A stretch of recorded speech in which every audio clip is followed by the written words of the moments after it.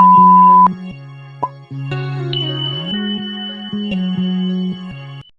everyone, welcome back to our YouTube channel Survival of the Fittest. Let's resume our session. A special neurosensory mechanism in the brain that releases the behavior in response to specific sign stimulus. तो एक special type का जो neurosensory mechanism है brain के, जो एक special type का behaviour show करता है through the specific sign stimulus. तो इसमें कौन सा न्यूरोसेंसरी मैकेनिज्म है जो आफ्टर साइंस स्टिमुलस रिलीज होता है एक स्पेशल टाइप का बिहेवियर शो करता है। तो यहाँ पर ऑप्शन देखें तो action specific energy, इनेट releasing mechanism, साइंस stimulus and fixed action pattern. One by one सारे ऑप्शंस को हम डिस्कस करते हैं। एक्शन स्पेसिफिक एनर्जी क्या होती है? ये एक टाइप का इंटरनल ड्राइव होता है, एक इंटरनल मोटिवेशन होता है that builds up inside the organism. Organism के इनसाइड में बिल्डअप होता है and make it ready to perform a certain behaviour. एक मोटिवेशन और एक ड्राइव होता है जो किसी भी ऑर्गेनिज्म को कोई बिहेवियर परफॉर्म करने के लिए रेडी करता है। एक्शन स्पेसिफिक एनर्जी हो जाएगा और ये डिफरेंट थिंग है। इसमें कोई न्यूरोसेंसरी मैकेनिज्म नहीं है जिसकी वजह से कोई साइंस स्टिमुलस की वजह से ये बिहेवियर शो नहीं हो रहा है, तो इस वजह से ये ऑप्शन रॉन्ग हो जाएगा। इननेट रिलीजिंग मैकेनिज्म एक हाइपोथेटिकल न्यूरोसेंसरी मैकेनिज्म है जो ब्रेन के अंदर ऐसा मैकेनिज्म होता है जो साइंस स्टिमुलस मतलब कि कोई रिलीजर की वजह से स्टिमुलेट होता है। किसी साइंस स्टिमुलस को ये डिटेक्ट करता है और उसके बाद ये एक अप्रोप्रिएट बिहेवियर को एक्टिवेट करता है। तो इसमें क्या होगा, जैसे कि ऑप्शन इसमें इसका एग्जांपल देखें तो स्टिकल बैक फिश जो होती है उसके अंदर मेल के अंदर रेड बेली को देख के दूसरे जो मेल होते हैं उनके अंदर एग्रेशन बिहेवियर शो होता है। तो उन्होंने साइंस स्टिमुलस क्या हो गया यहाँ पर रेड बेली, और रेड बेली को देखकर जो अदर मेल्स है उनके अंदर एग्रेसिव बिहेवियर देखने को मिला। तो इस टाइप का जो बिहेवियर है इसको बोला जाता है इननेट रिलीजिंग मैकेनिज्म। और ये एक करेक्ट ऑप्शन हो जाएगा यहाँ पर, बिकॉज ये एक स्पेशल टाइप का न्यूरो सेंसरी मैकेनिज्म है in the brain that releases behaviour in response to specific signs stimulus. किसी स्पेसिफिक साइंस स्टिमुलस के बाद में ये जो एक्शन है या बिहेवियर है वो रिलीज हो रहा है, वो शो हो रहा है। तो यहाँ पर ऑप्शन नंबर सेकंड हमारा करेक्ट हो जाएगा। साइंस स्टिमुलस की बात करें तो ये पर्टिकुलर एक साइन होता है कि कोई भी बिहेवियर शो करने के लिए साइंस स्टिमुलस लाइक कि एक्सटर्नल क्यों होता है कि कोई भी जैसे केमिकल रिलीज हो गया या फिर कोई भी ऑडिटरी मैकेनिज्म हो गया, कोई विजुअल जैसे कि रेड बेली उसमें दिखी थी विजुअल क्यू हो गया, या फिर कोई टेक्टाइल क्यू हो गया। तो ये एक्सटर्नल क्यूज होते हैं जो एक्टिवेट करते हैं इननेट रिलीजिंग मैकेनिज्म को। तो ये साइंस स्टिमुलस तो एक डिफरेंट थिंग है जिसमें ये एक साइन देंगे, एक सिग्नल देंगे for the releasing of innate releasing mechanism. IRM को एक्टिवेट करने के लिए साइंस स्टिमुलस होता है। फिक्स्ड एक्शन पैटर्न क्या होता है? ये एक टाइप का सिक्वेंशियल बिहेवियर होता है जिसमें क्या होता है कि कोई भी साइन मिला और जैसे ये एक टाइप का इननेट सीक्वेंस ऑफ बिहेवियर है जिसमें जो ट्रिगर होता है आफ्टर आईआरएम। जैसे ही इननेट रिलीजिंग मैकेनिज्म साइंस स्टिमुलस के थ्रू एक्टिवेट होगा उसके बाद एक पर्टिकुलर टाइप का जो बिहेवियर परफॉर्म होता है उसको बोला जाता है फिक्स्ड एक्शन पैटर्न। और फिक्स्ड एक्शन पैटर्न क्यों बोला है? क्योंकि ये एक सिक्वेंशियल बिहेवियर होता है, एक सिक्वेंस के फॉर्म में होता है। जैसे कि वो पहले अपने कौन से लेग को बाहर लाएगा, कौन से फेदर को बाहर, ग्रे लेग गूज है उसके अंदर जो एग अगर उसके नेस्ट से बाहर चला गया तो वो एग को रोल करते हुए वापस लाएगा। अगर बीच में से हम उस एग को वहां से वापस से नेस्ट के अंदर रख देंगे फिर भी वो अपना बिहेवियर कंटिन्यू शो करेगा, उसका जो फिक्स्ड एक्शन पैटर्न है उसको वो पूरा परफॉर्म करेगा, बीच में वो रुकेगा नहीं। उसी तरह से कोर्टशिप डांस जो होते हैं उसकी भी पर्टिकुलर कुछ स्टेप्स होते हैं और वो हर एक स्टेप को परफॉर्म करते हैं ऑर्गेनिज्म। तो इसको बोला जाता है फिक्स्ड एक्शन पैटर्न। मतलब कि एक फिक्स्ड जो सीक्वेंस होती है उसके बेस पर ये एक्शन किया जाता है, ये बिहेवियर शो किया जाता है।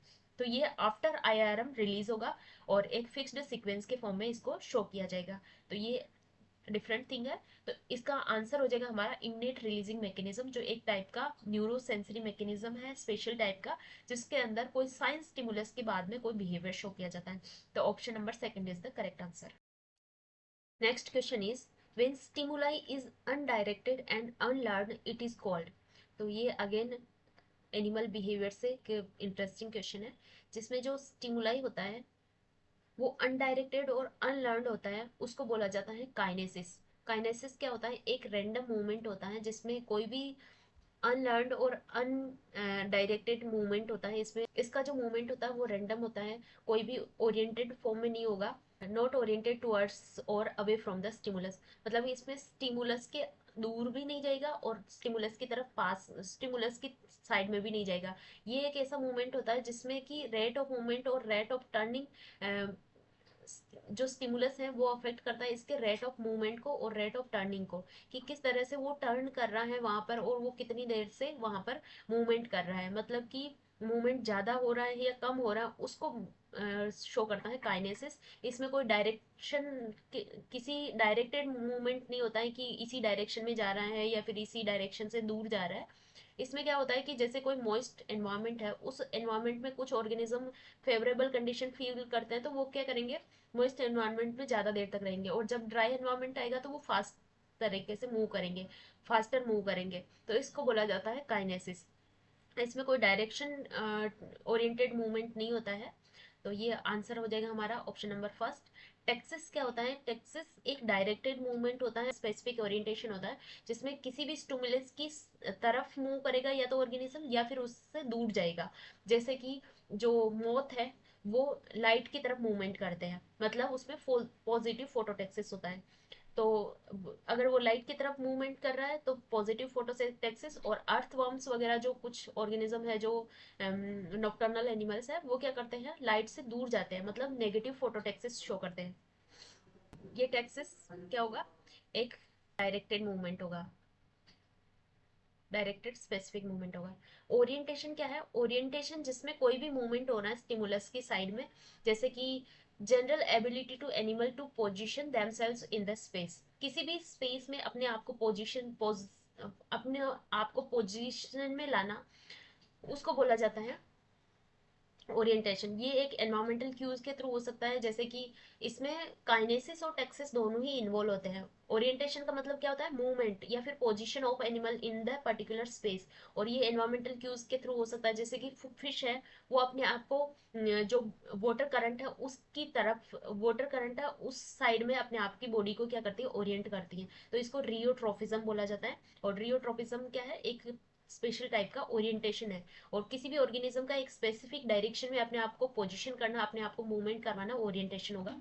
तो इसमें काइनेसिस लर्न बिहेवियर भी आता है और अनलर्न भी आता है, इसमें डायरेक्टेड मूवमेंट भी हो सकता है और अनडायरेक्टेड मूवमेंट भी हो सकता है। नेविगेशन क्या है, अगेन नेविगेशन एक एडवांस टाइप का, जो थोड़ा सा ओरिएंटेशन से एडवांस टाइप का बिहेवियर होता है। इसमें क्या होता है कि जो एक स्पेसिफिक लोकेशन होता है, कोई भी ऑर्गेनिज्म है एक स्पेसिफिक लोकेशन को फाइंड आउट करते हैं through the environmental cues, like sun की रेज से वो कर सकते हैं, स्टार की पोजीशन से कर सकते हैं, मैग्नेटिक फील्ड की वजह से कर सकते हैं, कोई लैंडमार्क हो सकता है, तो उसकी वजह से वो नेविगेट करते हैं एक स्पेसिफिक एनवायरमेंटल क्यूज की वजह से। जैसे कि माइग्रेशन ऑफ बर्ड्स हो गया, बर्ड्स का जो माइग्रेशन होता है वो सन रेज से, टेम्परेचर से या मैग्नेटिक फील्ड से डिसाइडेड होता है। टर्टल्स जो होते हैं वो किसी भी बीच पर अगर रिटर्न करते हैं वापस से, तो उसका जो मूवमेंट होता है वो भी एक नेविगेटेड फॉर्म में होता है, क्योंकि वो जो है कोई लैंडमार्क को याद रख के फिर करते हैं। तो ये एक डिफरेंट चीज हो गई। तो यहाँ पर जो अनडायरेक्टेड और अनलर्न बिहेवियर होता है, किसी स्टिमुलाई की तरफ जो मूवमेंट होता है उसको बोला जाता है kinesis. Option number first is the correct answer. Next question is, long term torpor is defined as. तो टोरपोर क्या होता है, एक इनएक्टिव स्टेट होती है, जैसे कि हाइबरनेशन एंड एस्टिवेशन होता है, उसी तरह से टोरपोर भी एक स्टेट होती है जिसमें टेम्पररी जो मेटाबॉलिक एक्टिविटीज है उसको रोक दिया जाता है, कंट्रोल कर लिया जाता है, और उसमें जो बॉडी टेम्परेचर है और एनर्जी एक्सपेंडिचर है वो भी कंट्रोल्ड फॉर्म में रहता है। तो इस कंडीशन को बोला जाता है टोरपोर। और टोरपोर हाइबरनेशन और एस्टिवेशन जैसे ही होता है, लेकिन जो लॉन्ग टर्म के लिए होता है उसको हाइबरनेशन बोलते हैं, और कोल्ड ब्लडेड एनिमल्स के अंदर होता है तो हाइबरनेशन एंड एस्टिवेशन। और समर जो विंटर स्लीप होती है उसको हाइबरनेशन बोलते हैं, और जो समर स्लीप बोलते हैं होती है उसको एस्टिवेशन बोलते हैं। लेकिन जो टोरपोर होता है ये एक टेम्पररीली इनएक्टिवेटेड स्टेट होती है, तो state of inactivity in which some warm blooded animals enter to avoid adverse condition। तो एडवर्स कंडीशन को अवॉइड करने के लिए इसमें इसमें कोई विंटर स्लीप या समर स्लीप नहीं है, इसमें हर टाइप की एडवर्स कंडीशन को अवॉइड करने के लिए इस टाइप की जो टेम्पररीली इनएक्टिव स्टेट जो होती है उसको बोला जाता है टोरपोर। तो इसमें फर्स्ट ऑप्शन ही करेक्ट हो जाएगा हमारा। State of inactivity in which some cold blooded animal enter to avoid extreme cold, इसको ब्रूमिनेशन या फिर हाइबरनेशन बोला जाता है। एक्सट्रीम कोल्ड को अवॉइड करने के लिए जो कोल्ड ब्लडेड एनिमल्स के अंदर होता है, ये रॉन्ग हो जाएगा। State of inactivation in which some cold blooded animal enter to avoid extreme heat, तो ये हो जाएगा हाइबरनेशन, सॉरी एस्टिवेशन। तो एक्सट्रीम हीट को अवॉइड करने के लिए जो समर स्लीप होती है उसको बोला जाता है एस्टिवेशन, और ये होता है hibernation. State of activation in which all warm blooded animals come back from aestivation, नहीं, ये डोरमेंसी स्टेज वापस खत्म होने वाली स्टेट होती है, इसमें ऐसा नहीं होगा। तो ऑप्शन नंबर फर्स्ट हमारा करेक्ट हो जाएगा, जिसमें टोरपोर क्या होता है, inactivity in state of inactivity in which some warm blooded animals enter to avoid adverse condition.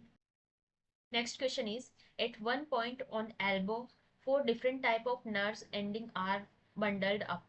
Touch, pain, heat and cold. A sharp blow there elicit a very peculiar sensation. Center for all these sensations are present in which part of the brain?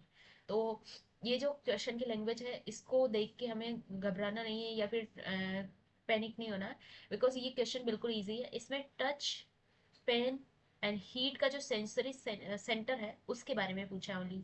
ये language इसी इसमें ऐसे ही घुमाई है कि elbow के वहां पर एंड होती है नर्व्स या वैसे।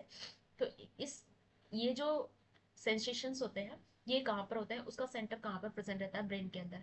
तो occipital lobe, parietal lobe, temporal lobe and frontal lobe. सबसे पहले ओसिपिटल लोब की बात करें तो ये जो मेन सेंटर होता है ये, this is the main centre for vision. ये आईज के अंदर जो भी सिग्नल्स होते हैं उसको प्रोसेस करता है, फिर रेटिना से ऑप्टिक नर्व से विजुअल कॉर्टेक्स की साइड जाएगा। तो ये ओसिपिटल जो लोब है, this is for the vision, not for the touch, pain and heat. This is for the vision और विजुअल कॉर्टेक्स और प्रोसेसिंग द सिग्नल्स, जिसको हम देख पाते हैं वो ओसिपिटल लोब की वजह से देख पाते हैं। पेराइटल लोब की बात करें तो पेराइटल लोब जो होता है ये प्राइमरी सोमेटोसेंसरी कॉर्टेक्स होता है। इसके अंदर प्राइमरी सोमेटोसेंसरी कॉर्टेक्स होता है जिसको पोस्ट सेंट्रल गायरस भी बोला जाता है, और ये मेनली जो रिसीव करता है और प्रोसेस करता है सेंसरी इनपुट्स को, लाइक इसमें touch, pressure, temperature, pain and proprioception. तो इस वजह से ये जो स्किन्स, जॉइंट्स और मसल्स पर प्रेजेंट रहता है इसके, क्योंकि ये क्या करता है, टच और पेन और इस टाइप के हीट के जो सेंसेशन है उसको रिकॉग्नाइज करता है। तो यहाँ पर आंसर हो जाएगा हमारा पेराइटल लोब। पेराइटल लोब यहाँ पर करेक्ट है। टेम्पोरल लोब की बात करें तो ये मेनली हियरिंग के लिए होता है, जैसे कि हियरिंग हो गया या स्मेल हो गया, मेमोरी हो गया, लैंग्वेज प्रोसेसिंग के लिए इसमें वर्निक के एरिया प्रेजेंट रहता है। जैसे टू एरियाज होते हैं, एक ब्रोका एरिया जो फ्रंटल लोब में होगा, और लैंग्वेज की जो स्पीच के लिए होगा वो ब्रोका एरिया होगा जो फ्रंटल लोब में होगा, और जो लैंग्वेज की जो प्रोसेसिंग होगी, जो डिक्शनरी ऑफ वर्ड्स बोला जाता है उसको, वो वर्निक एरिया होगा, वो टेम्पोरल लोब में प्रेजेंट रहेगा। और इस वजह से ये टेम्पोरल लोब तो यहाँ पर रॉन्ग हो जाएगा। This is the main centre for hearing, smell. Okay. Frontal lobe की बात करें तो फ्रंटल लोब मेन जो लॉजिकल रीजनिंग वाला जो पार्ट होता है, मोटर कंट्रोल वाला पार्ट होता है, जिसमें प्लानिंग, रीजनिंग, डिसीजन मेकिंग और स्पीच, जो एक जो इफेक्टिव स्पीच जो होता है ब्रोका एरिया, जिसका ब्रोका एरिया काफी डेवलप्ड होता है, वो अच्छे से इफेक्टिव स्पीच दे पाते हैं। तो ये एक मोटर कोर्टेक्स वाला पार्ट है, ये कोई सेंसरी पार्ट नहीं है। इस वजह से ये सारे ऑप्शन यहाँ पर रॉन्ग हो जाएंगे। ऑप्शन नंबर सेकंड हमारा करेक्ट हो जाएगा। पेराइटल लोब जो है वो सेंस करता है टच, पेन, हीट और कोल्ड को। Next question is, centre for reward and punishment are situated in which part of the brain. तो रिवॉर्ड एंड पनिशमेंट वाला जो एक एक्सपेरिमेंट है, जिसमें कुछ एनिमल्स को हमने जैसे मंकीज होते हैं उनको बनाना दिया जाता है अगर वो कुछ पजल को सॉल्व कर लेता है। तो इस टाइप के एक्सपेरिमेंट्स किए गए हैं जिसमें रिवॉर्ड एंड पनिशमेंट वाला जो सेंटर है उसको देखा गया। ब्रेन के अंदर कुछ वायर्स लगा दिए गए और फिर वो रिवॉर्ड और पनिशमेंट वाला जो पार्ट होता है उस टाइम कौन सा वहाँ पार्ट, कौन सा ब्रेन का जो पोर्शन है वो एक्टिवेट हो रहा है उसको नोट किया जाता है।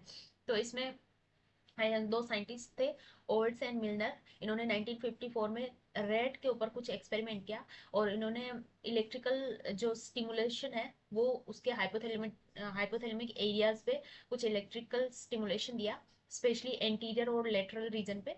और उन्होंने देखा कि वहां पर प्लेजर और रिवॉर्ड वाला जो रेस्पॉन्स है वो वहां पर प्रोड्यूस किया गया, जो जबकि अदर जो एरियाज थे उन पर एवर्जन और पनिशमेंट वाला जो रेस्पॉन्स है वो देखा गया।